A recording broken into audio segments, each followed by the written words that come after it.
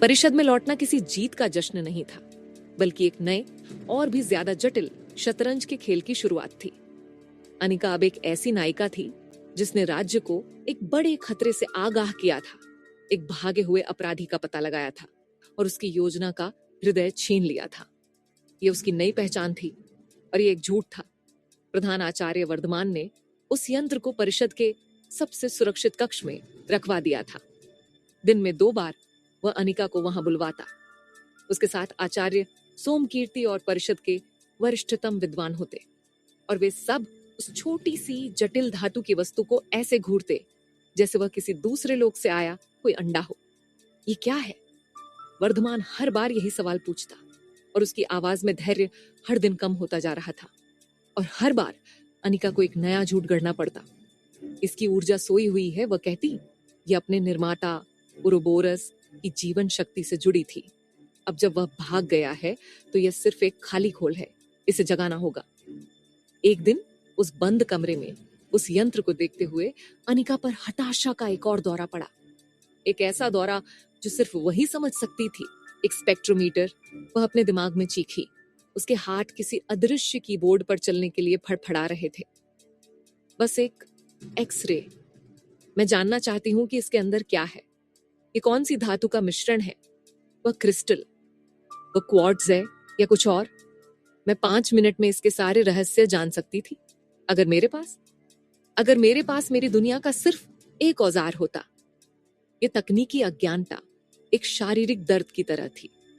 वह ज्ञान के एक महासागर से आई थी और यहाँ वह एक ऐसे तालाब में खड़ी थी जहां उसे पानी की गहराई का अंदाजा भी अपनी परछाई से लगाना पड़ रहा था। इसे जगाना होगा। वर्धमान ने उसकी कही बात को दोहराया। उसकी आवाज में एक अंतिम चेतावनी थी। तो जगाओ इसे, विक्रम, यही तुम्हारा काम है। और इस तरह अनिका को उस रहस्य पर काम करने का अधिकार मिल गया जिसे उसने खुद ही बनाया था। उसे और सोमकीर्ति को उस यंत्र के साथ एक सुरक्षित प्रयोगशाला में अकेले काम करने की अनुमति दे दी गई। सोमकीर्ति के लिए यह एक सपना सच होने जैसा था। वह उस यंत्र को किसी दिव्य कलाकृति की तरह छूता। उसने उसे जागृत करने के लिए हर तरह के प्रयास किए, वैदिक मंत्रों का जाप किया, उस पर गंगा जल छिड़का, उसे अलग अलग ग्रहों की ऊर्जा ग्रहण करने के लिए अलग अलग समय पर खिड़की के पास रखा। अनिका दूसरी ओर उसे एक इंजीनियर की तरह देख रही थी। वह उसके घूमते हुए छल्लों की बनावट को समझने की कोशिश कर रही थी, किसी जोड़, किसी महीन दरार या किसी छिपे हुए बटन की तलाश में। लेकिन वह चीज सिद्ध थी, जैसे उसे किसी मशीन से बनाया गया हो, इंसानी हाथों से नहीं। दिन बीतते जा रहे थे और यंत्र खामोश था। वर्धमान का धैर्य जवाब दे रहा था। और फिर एक रात एक और संदेश आया। वही युवा सेवक, वही कपड़े की छोटी सी गेंद, वही आदित्य की लिखावट। लेकिन इस बार शब्दों में एक हताशा थी जो अनिका के खून को जमा देने के लिए काफी थी। लावण्या जी का संदेश है। वे कहती हैं कि अब और इंतजार नहीं किया जा सकता। वर्धमान के नए गश्ती दस्तों ने नमक और धातुओं के व्यापारिक मार्गों पर इतनी सख्ती कर दी है कि विद्रोहियों तक रसद पहुंचाना नामुमकिन हो गया है। विंध्य पर्वत के सरदार अब विद्रोह से पीछे हटने की धमकी दे रहे हैं। उन्हें अग्निवेश चाहिए और वह भी तुरंत, वरना सब खत्म हो जाएगा। अनिका की दुनिया एक बार फिर सिकुड़कर उस छोटी सी पर्ची में सिमट गई थी।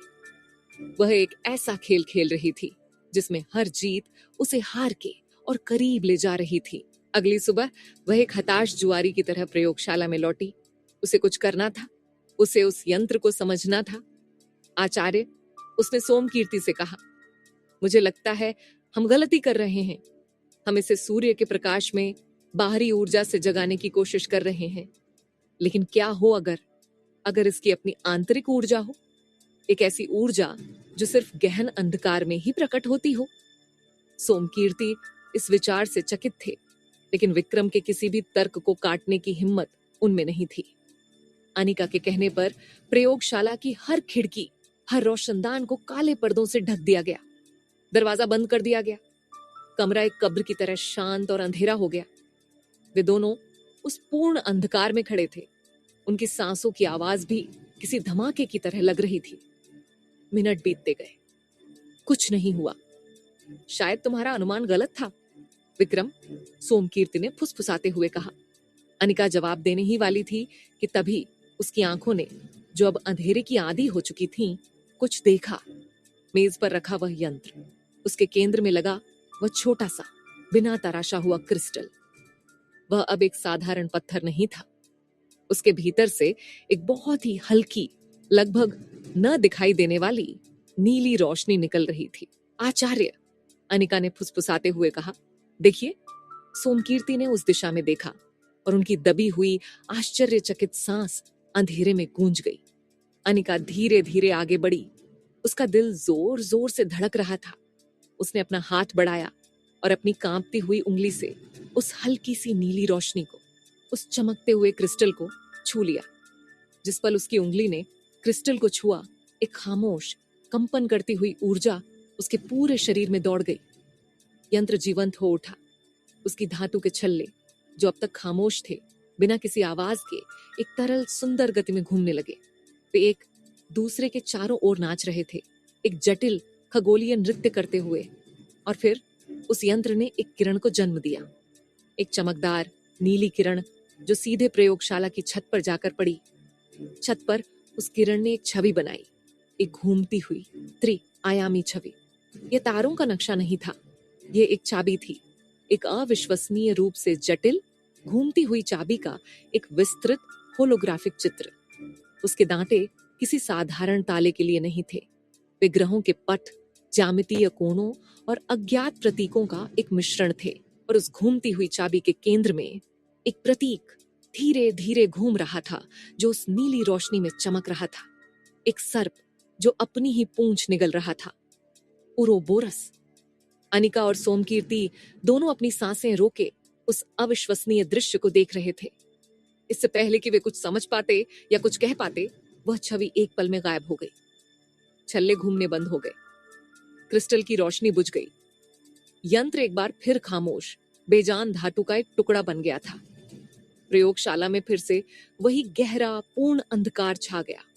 लेकिन अब वह अंधकार खाली नहीं था। अब उसमें एक सवाल गूंज रहा था, ये चाबी किस दरवाजे की थी? अंधकार, वह पूर्ण घना स्याह अंधकार जो कुछ क्षण पहले एक अविश्वसनीय नीली रोशनी से जगमगा उठा था, अब पहले से कहीं ज्यादा भारी और दमघोंटू लग रहा था। रोशनी जा चुकी थी, लेकिन उसकी त्रिआयामी छवि, उस जटिल घूमती हुई चाबी का चित्र अनिका की आंखों के रेटिना पर और आचार्य सोमकीर्ति के मन पर अमिट रूप से अंकित हो चुका था। देवशिल्प, सोमकीर्ति की कांपती हुई विस्मय से भरी फुसफुसाहट ने खामोशी को तोड़ा। ये किसी मनुष्य की रचना नहीं हो सकती विक्रम, ये तो स्वयं विश्वकर्मा का हस्त कौशल है। हमने अपनी आंखों से एक नियति कुंजीन को प्रकट होते हुए देखा है। वे अपनी पुस्तिका पर कुछ लिखने के लिए टटोल रहे थे, लेकिन अंधेरे में उनके हाथ कांप रहे थे। अनिका चुप थी। उसका दिमाग किसी सुपर कंप्यूटर की तरह दौड़ रहा था, जो अभी अभी क्रैश होने से बचा हो। देव शिल्प, नियति कुंजी? नहीं, ये वह नहीं था। होलोग्राम, उसके भीतर की 21वीं सदी की आवाज चीखी। ये एक 3D होलोग्राफिक प्रोजेक्शन है, ये उन्नत भौतिकी है, प्रकाश का खेल है, एक ऐसी तकनीक जो शायद मेरी अपनी दुनिया में भी सार्वजनिक रूप से उपलब्ध नहीं थी। और मुझे इसे एक मध्ययुगीन विद्वान को दिव्य ऊर्जा और आकाशीय प्रक्षेपण जैसे शब्दों से समझाना है। ये विडंबना ही मुझे मार डालेगी। उसे एक बार फिर उस तकनीकी गरीबी का, उस ज्ञान के अकाल का एक गहरा दर्दनाक एहसास हुआ। वह एक ऐसे रहस्य के सामने खड़ी थी जिसे वह पहचानती तो थी, पर समझ नहीं सकती थी। हमें तुरंत प्रधान आचार्य को सूचित करना होगा, सोमकीर्ति ने कहा। उनकी आवाज में अब भी वही धार्मिक भय था। हाँ, अनिका ने कहा, अपनी भावनाओं पर नियंत्रण पाते हुए। लेकिन हमें इसे सही तरीके से प्रस्तुत करना होगा साचार्य। ये एक ऐसी खोज है जो इस राज्य के भाग्य को बदल सकती है। एक गलत शब्द और इसका अर्थ अनर्थ में बदल सकता है। वह जानती थी कि उसे इस कहानी का नियंत्रण अपने हाथ में लेना होगा। जब वे दोनों प्रधान आचार्य वर्धमान के सामने खड़े थे, तो सोमकीर्ति का चेहरा अब भी विस्मय से दमक रहा था। उन्होंने कांपते हुए शब्दों में जो देखा, उसका वर्णन किया। पूर्ण अंधकार, क्रिस्टल का चमकना और हवा में तैरती हुई वह नीली घूमती हुई चाबी। वर्धमान ने पूरी कहानी सुनी। उसका चेहरा एक शांत झील की तरह भावहीन था। उसकी नजरें सोमकीर्ति पर नहीं, अनिका पर टिकी थीं। तो उसने अंत में कहा। उसकी आवाज में कोई आश्चर्य नहीं था, सिर्फ एक ठंडी विश्लेषणात्मक जिज्ञासा थी। उरोबोरस का ये यंत्र एक चाबी दिखाता है। ये सिर्फ एक चाबी नहीं है प्रधान आचार्य, अनिका ने अपनी भूमिका को पूरी तरह से ओढ़ते हुए कहा। ये एक द्वार संकेत है, एक दिव्य पहेली।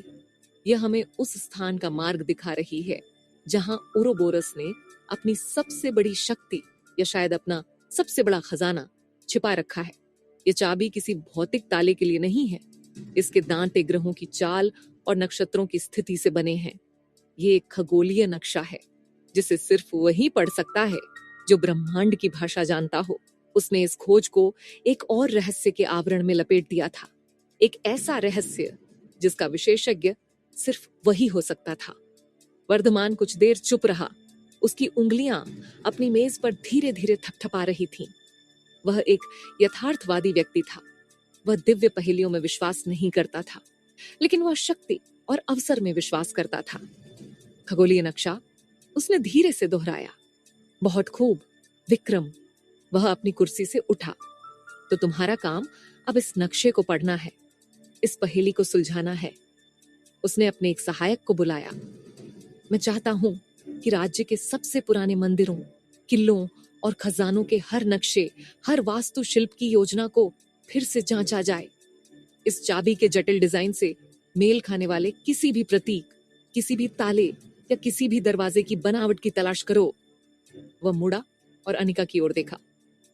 मेरे लोग भौतिक दुनिया में उस ताले की तलाश करेंगे और तुम विक्रम अपनी दिव्य दृष्टि से आकाश में उस ताले की तलाश करोगे। तुम मुझे बताओगे कि यह खगोलीय चाबी किस समय, किस नक्षत्र के उदय होने पर किस दरवाजे को खोलेगी। ये एक शानदार चाल थी।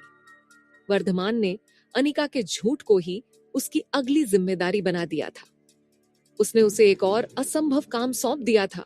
अनिका को एहसास हुआ कि उसे मदद की जरूरत है, आदित्य की और उसके माध्यम से लावण्या की। उसे उन्हें बताना था कि उसे अग्निवेश की एक चाबी मिली है। अगले दिन उसने सोमकीर्ति और अपने पहरेदारों के सामने एक और नाटक किया। उसने उस यंत्र को अंधेरे में फिर से सक्रिय करने की कोशिश की, लेकिन असफल रही। ऊर्जा क्षीण है, उसने निराश स्वर में कहा। क्रिस्टल की अपनी शक्ति समाप्त हो रही है, इसे फिर से चार्ज करना होगा। कैसे? सोमकीर्ति ने उत्सुकता से पूछा।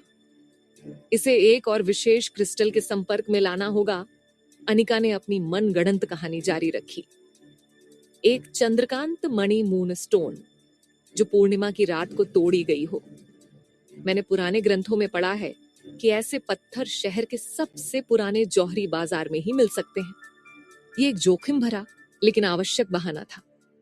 वर्धमान ने एक और चमत्कार की उम्मीद में अनिच्छा से अनुमति दे दी। आदित्य को बुलाया गया। उसे एक भारी थैली दी गई और उसे शहर के जौहरी बाजार से सबसे शुद्ध चंद्रकांत मणि खरीदने का काम सौंपा गया। अनका ने उसे विदा करते समय एक पल के लिए उसका हाथ पकड़ा और उसकी हथेली में एक छोटी कसकर मुड़ी हुई पर्ची दबा दी। पर्ची में लिखा था, अग्निवेश की एक चाबी मिली है, मुझे उससे मिलना ही होगा। विद्रोह का भविष्य इसी पर निर्भर करता है। किसी भी तरह कोई रास्ता निकालो। आदित्य उस शाम लौटा। उसका चेहरा पीला पड़ा हुआ था और उसकी आंखों में एक अजीब सी घबराहट थी। उसने अनिका को एक सुंदर दूधिया चमक वाला चंद्रकांत मणि दिया। क्या हुआ आदित्य? अनिका ने फुसफुसाते हुए पूछा जब पहरेदार कुछ दूर थे। क्या कोई समस्या हुई? समस्या नहीं भ्राताश्री, आदित्य ने कांपती हुई आवाज में कहा। एक अजीब बात हुई। कैसी अजीब बात? मैं जौहरियों से सबसे शुद्ध चंद्रकांत मणि के बारे में पूछ रहा था, आदित्य ने कहा। फिर एक बूढ़े लगभग अंधे हो चुके जौहरी ने मुझसे पूछा कि मुझे यह किसके लिए चाहिए। मैंने कह दिया कि यह परिषद के एक विशेष प्रयोग के लिए है।